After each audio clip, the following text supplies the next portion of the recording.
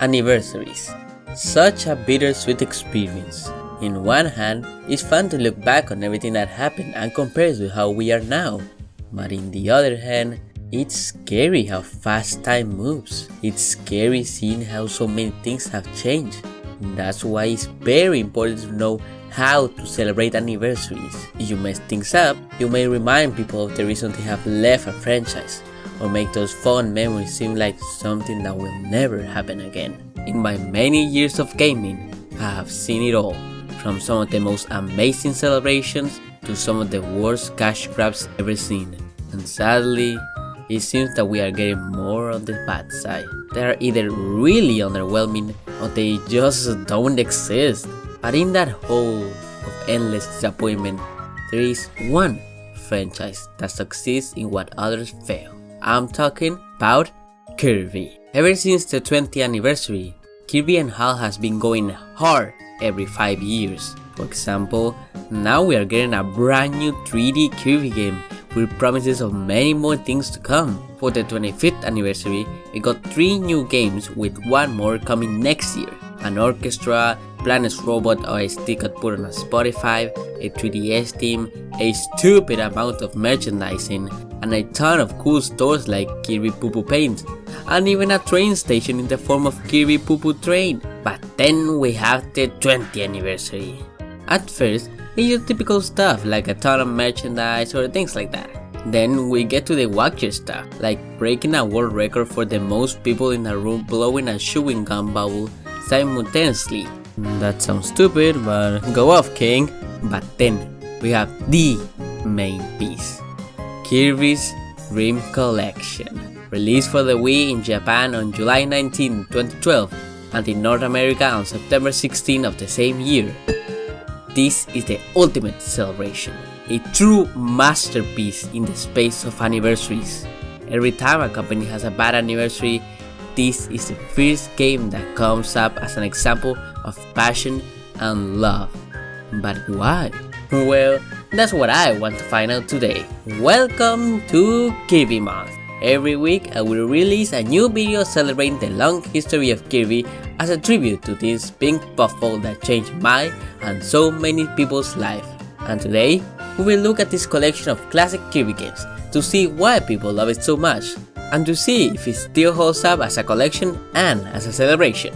But without further delay, let's look at Kirby's Dream Collection Special Edition. Once we boot up the game, we are greeted to this wonderful cutscene of Kirby, Meta Knight, and King Dedede in their Kirby's Adventure sprites. After hailing a Warp Star, we see our heroes transform to their Kirby's Return to Dreamland counterparts. After that, the trio notices some waddledees making a big 20 with blocks. Kirby, of course, inhales everything, spitting out this circle. He then gets the idea for Dedede to launch him to the circle. Dedede agrees, and we finally begin this game. This cutscene is just overflowing with charm, which is a great way to tell the player that this game is aiming for that blend of old and new Kirby in the most charming way possible. But let's just press that 2 button and move on. After that, we are greeted with 3 main options: classic titles, new challenge stages, and Kirby's history. Let's start with the least exciting of the 3, the classic titles. I know, right? Weird that the least interesting thing is the actual game collection. Just goes to show how great this game is. We have 6 games: Kirby's Dream Land, Kirby's Adventure, Kirby's Dream Land 2, Kirby's Superstar, Kirby's Dream Land 3, and Kirby 64 The Crystal Shards. An incredible collection of the main classic Kirby games. And every single one of these games can be played by just using a single Wiimote on the side, which is something you can't do in Virtual Console.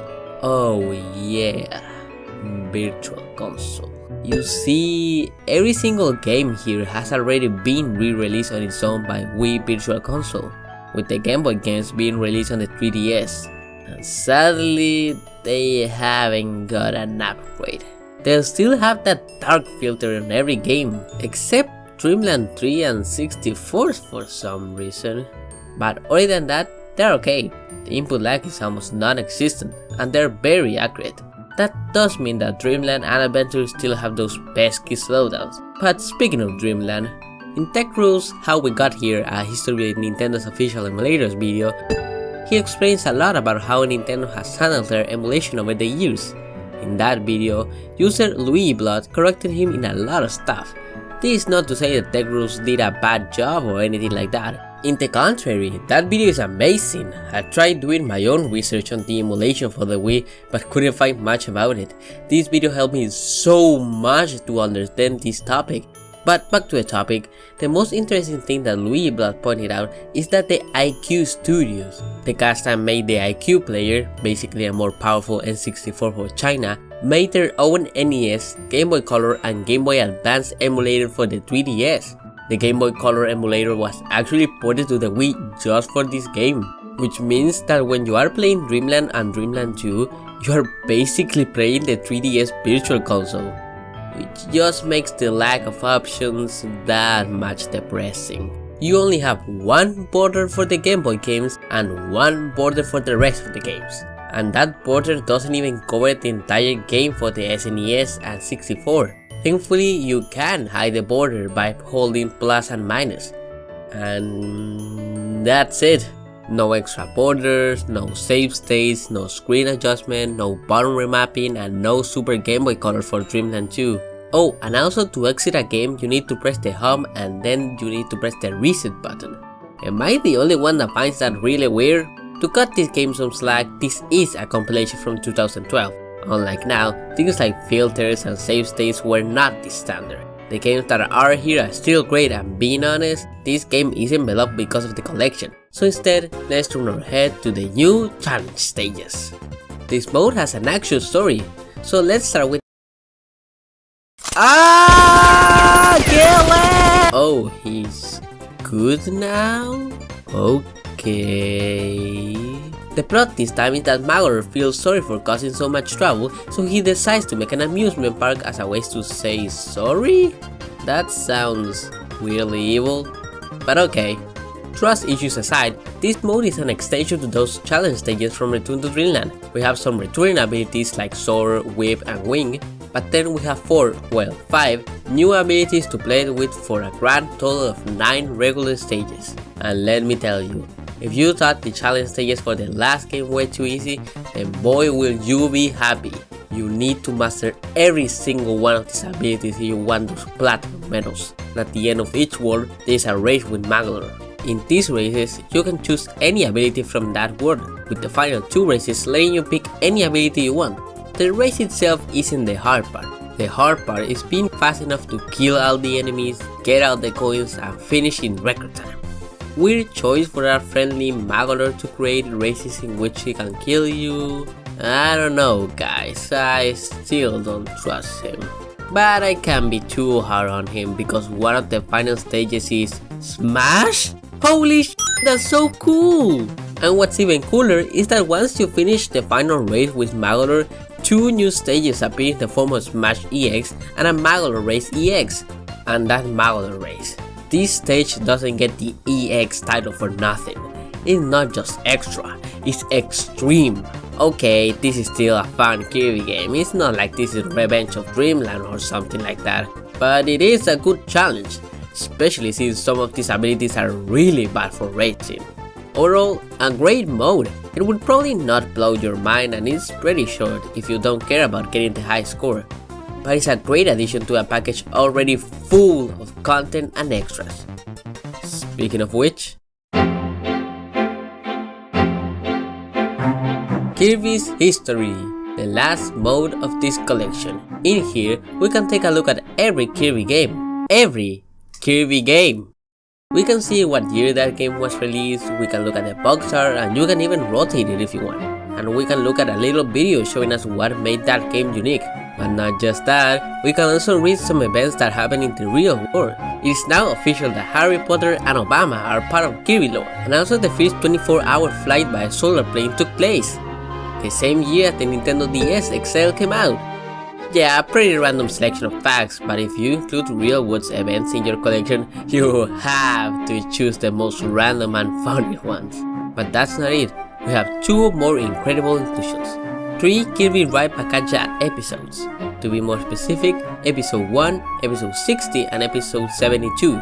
Man, when I was younger, I would watch these 3 episodes a countless amount of time. I would watch that, and I also would watch this amazing performance of Gormit Race and Green Greens. Just magical. And that's about it for this game, but we are not done yet. This game is called Kirby's Dream Collection Special Edition. What makes it so special? Well, not only did you get the game, but you also got this special CD with 43 songs from all over the Kirby series, including 3 extra songs. And if that wasn't enough, we also have this chunky little art booklet completely full of art and information. This was actually the first time we got to see Morph Knight. This guy was supposed to appear in the cancelled Kirby GCN game, but as most people know, we had to wait for Star Allies for this character to make his official debut. And that's about it, for real this time. I could maybe talk about the regional differences, but I already did in another video, so I think it's time for a nice little conclusion. This game is a love letter to Kirby, and if you're a long-time fan or you are just starting in your Kirby adventure, I can't recommend this game enough. To this day, it's still the best celebration for an anniversary I have ever seen. The amount of love, passion and dedication that made this game is unrivaled. From the presentation, to the music, to the games, to the extras, this game is the gold standard for anniversaries and game compilations, and I can't wait for what this 30th anniversary has in store. But for now, Kirby's Dream Collection Special Edition is the ultimate celebration. Thank you all for watching, and I'll see you on the next drive.